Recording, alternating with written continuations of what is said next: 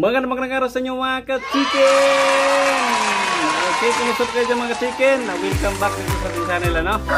Pasensya na mga ka-chicken, medyo natagalan tayo makapag-upload ulit kasi sobrang busy talaga natin, ano? At ngayon mga ka-chicken, may babahagi na naman ako sa inyo, no?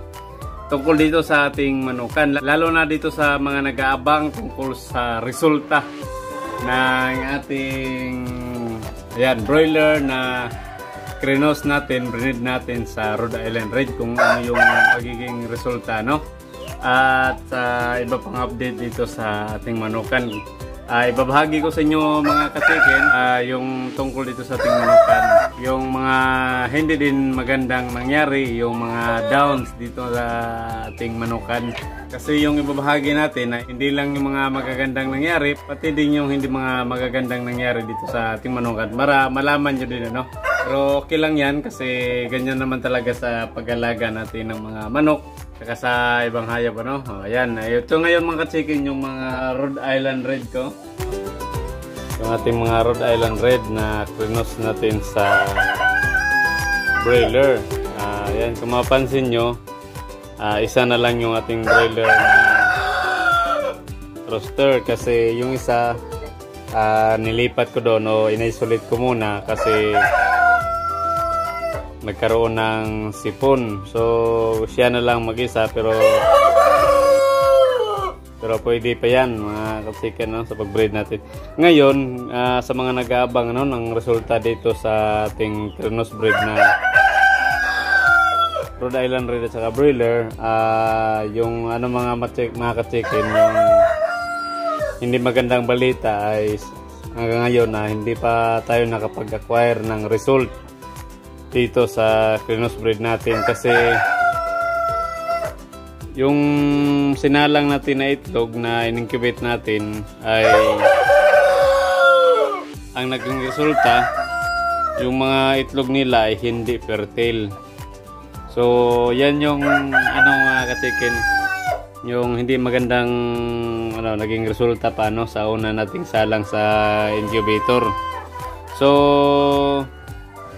kasi sa napansin ko din sa mga nakarang linggo nung nag-breed tayo dito, hindi ko napansin nung nakita itong ating tandang na kumakasta dito sa ating mga inahin. Kaya yung ginawa ko, pre-naming ko ulit yung ating roster, ano? Pinurga natin, panaliguan at binigyan ng mga antibacterial na gamot at saka binibigyan din natin ng vitamins. At saka ngayon, nung isang araw pala binalik ko na siya dito sa pag-breed, napansin ko kaninang umaga kumakasta na siya dito sa ating mga hen ng Rhode Island Red. So magandang sign, no? Magandang makita natin na magkakaroon na ito ng fertility kasi kumakasta na yung ating roster. So magsasalang ako ulit mga ka-chicken para titingnan natin kung magkakaroon na ng fertility dito sa ating breed na broiler at saka mga Rhode Island Red, ano? So ayan, na kanina napansin ko na yan, ano, na kanina napansin ko na kanina umaga na nagano na kumakasta na itong ating tandang na broiler. So ayan, excited na ako na magkakaroon na ng resulta ito. So ayan, abangan lang natin ulit mga chicken, kasi hindi naman tayo mag-quit na sa unang salang natin hindi nagiging fertile, na hinto na tayo sa pag-try, sa pag-breed sa kanila na magkakaroon ng resulta. Itong Rhode Island Red Cross ng broiler, no? So continuous tayo, titingnan para ma-achieve natin yung goal natin na makakita tayo ng resulta dito sa broiler cross ng Rhode Island Red.